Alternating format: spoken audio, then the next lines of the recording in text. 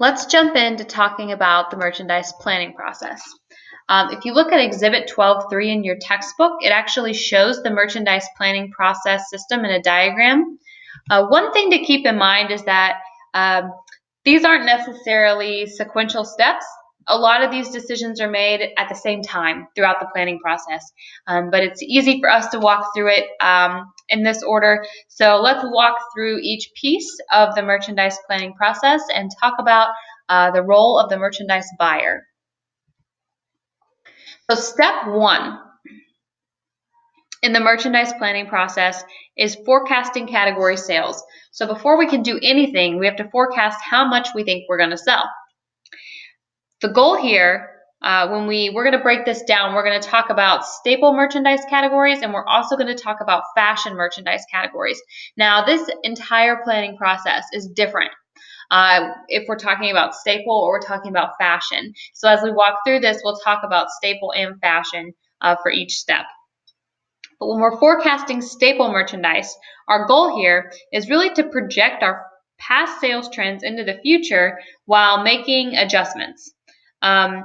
So when we talk about making adjustments and using the past sales trends, we're really talking about using historical sales data. So like we talked about in the last lecture, sales of staple merchandise remain constant for the most part, so it's very easy to forecast sales based on sales of that same month in the previous year. For example, if we look at how much copy paper sold in May 2015, we can probably assume that same amount will sell in May of 2016. Now there's a couple things we do have to control for when we're forecasting our staple merchandise categories. The first is pricing.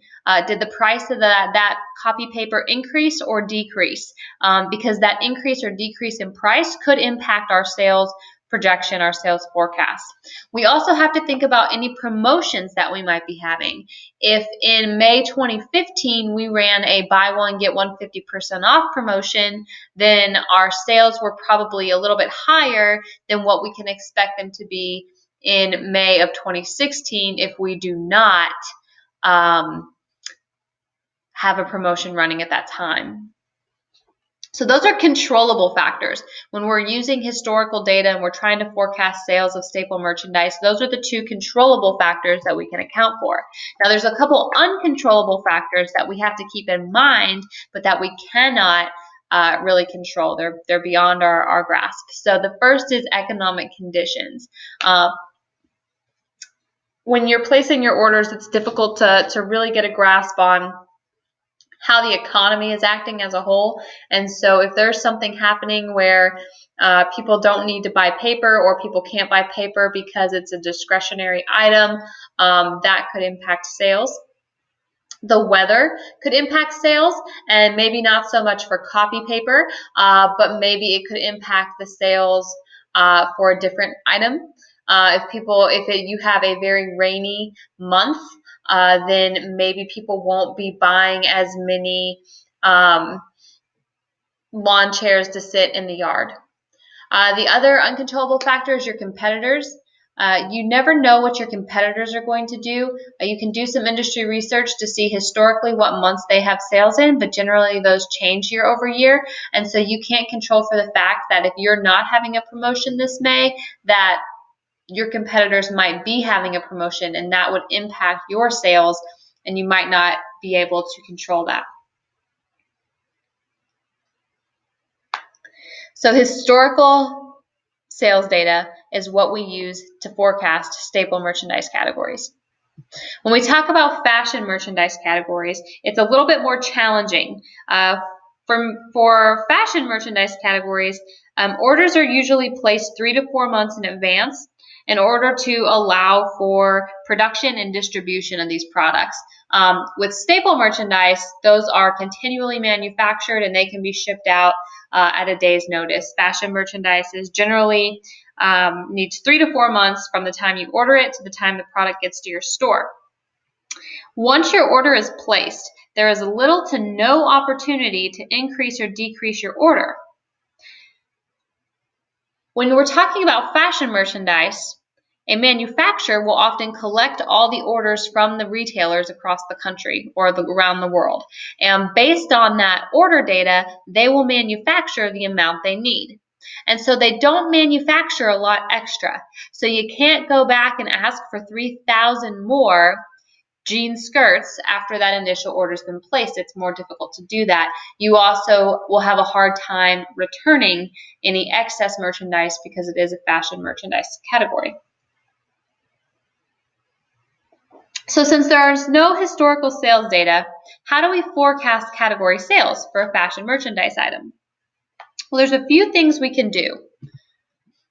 We rely on previous sales for similar categories. If you think about women's flip-flops at Target, every year they offer 7 to 10 different styles of flip-flops for women. And even though the styles change year over year, they rely on previous sales from last year's sandals. Even though the styles are different and it's technically a new merchandise item, they can rely on those sales for those similar categories. A lot of times buyers do market research. And when we talk about market research for merchandise, a lot of times buyers will spend time reading fashion blogs and searching the internet just like consumers do to see what's in style or what's coming in style. They look at pop culture. So what do people wear in movies? What are celebrities wearing in magazines? All of these can impact future trends in fashion merchandise. They'll monitor Pinterest, Facebook, and Instagram, and they'll also do some more traditional forms of research, such as interviews and focus groups with their customers. They also, one thing that's really unique that retailers can do for their fashion merchandise categories, if the vendor and manufacturer is willing to help them, and this goes back to that sustainable competitive advantage of supplier relationships, sometimes retailers can sample merchandise at a fashion-forward store before all stores get the product. So a lot of times you'll see or you'll hear trends start on the West Coast and move east, or they start on the East Coast and move west. And that is really retailer controlled. Retailers will test merchandise in fashion-forward markets to see how successful it's going to be, and they'll wait for the trend to catch on nationwide before they stock their stores nationwide. Now, like I said, that does get really difficult because of the supplier requirements, but it is something that retailers do for high fashion merchandise categories. All right, so a couple other ways that retailers can try to forecast category sales for fashion merchandise. They can actually use fashion and trend services. So there are companies that collect and sell trend information for retailers on all fashion merchandise categories. So apparel and electronics, seasonal items would fall into this as well. So what is trending? There's actual data collected that retailers can access. And finally, vendor expertise. Fashion vendors do quite a bit of research before they start to produce merchandise. So it's not uncommon for a buyer to actually call up their manufacturer or call up one of their suppliers and say, what do you know? What do you see trending? What are you anticipating producing in the next year? And again, that goes back to the vendor relationship. And depending on your relationship, you can often get that data to help you forecast sales. So those are just well, it's a long list, a few ways that retailers can forecast their fashion merchandise because it is so difficult, so they often do have to go out to many different sources. We've talked a lot about product, a lot about merchandise categories, but what about service retailers? How do service retailers forecast their sales? Oh, well, there's some fashion trends for you. So how do service retailers forecast their category sales? Service retailers don't have a product, so how do they anticipate what's coming soon? And it's very difficult to use historical data because services do change so often over time. There's not a lot of trend services they can use, but there are a couple different ways that they forecast. So let's talk about doctor's office and overbooking appointments. Doctors overbook appointments because they anticipate about 15% cancellation rate. And so they want to make sure that they are filling every hour of the day. Because if you think back to our differences between product and service retailers, services perish at the end of a day, not the end of a season. So if a doctor only books exactly the right amount of appointments and then 15% cancel, they can't get that 15% back. And so they overbook. The same way airplanes overbook flights. If you've ever been to an airport and been on a standby list, or if you've ever ridden in a jump seat, or if you've gotten to the airport and they've asked for volunteers to take a later flight in exchange for a voucher, right? All of those are examples of airlines overbooking the flight because, again, once that plane takes off, you can't get those seats back. They do perish, and so they overbook. You ever made a reservation at a restaurant? Reservations are a way that service retailers forecast their sales. By taking reservations, they are guaranteeing that the tables will be booked each hour of the evening. And so you're not having a time where there are a lot of customers there and all the tables are full and there's an hour wait. And then you might have a gap where there's no one there. So to try to alleviate some of that scheduling, service retailers take reservations. Advanced tickets. Service retailers sell advanced tickets. If you've attended a concert, generally there's a pre-sale or advanced ticket sale, and oftentimes those are used as a signal for event planners. If enough tickets don't pre-sell or enough tickets don't sell in that advanced tickets, then the concert will be canceled. The number of advanced tickets sold indicate how many people are going to attend. And so based on that advanced ticket number, venues are able to determine whether or not to hold the event because of the profit that they will be making. So those are just a few ways that service retailers forecast their sales. So I'm interested to hear about any forecasting issues that you've encountered as a consumer. Have you made a reservation before? Have you been a victim of overbooking at the doctor's office or on an airline, or have you purchased advanced tickets to help indicate those sales? Tell me anything that you've been involved in forecasting. So that wraps up step 1, which is forecasting. We're also going to talk about step 2 in this lecture. So step 2 in the merchandise planning process is to develop your assortment plan. Now, your assortment plan is your set of SKUs that you're going to offer in a merchandise category. And we're still talking broad here. So just in general, what SKUs are we going to offer in each merchandise category? So when we're talking about a SKU in a category, what we're talking about is a very specific item in a group. So if our category is jeans, our SKUs might be what's listed out here. So we might have skinny jeans that are distressed in light blue and they cost $20. Right? That's a SKU. A SKU is a very specific item that is unique to the store, where a category is a bit more broad. Jeans, shirts, shoes, TVs, etc. So in step 2, we develop our assortment plan and we determine the SKUs we're going to carry. The assortment plan really reflects both the breadth and the depth of the merchandise category. We also have to edit our assortment. And so this is the process of determining the variety and assortment for each category. So we're going to look at our set of SKUs and then we're going to set that and then we're going to edit it based on the amount of variety and assortment that we want to offer. And there's a few things to consider when we start to edit our assortment. And so we're trying to really determine that variety and assortment. What do we have to consider? Well, the first is our retail strategy. So Aldi just opened here in Milledgeville, and I don't know if any of you have had a chance to visit yet. I haven't, but I have shopped at Aldi before. And if you've been to Aldi, they have a very limited set of SKUs. Aldi customers are looking for the lowest price, and they're not brand loyal. right? So all these retail strategy is to offer a limited amount of SKUs so that they can offer their customers low prices. When you think about this from a different angle, the retail strategy, have you ever bought a candy bar at Staples?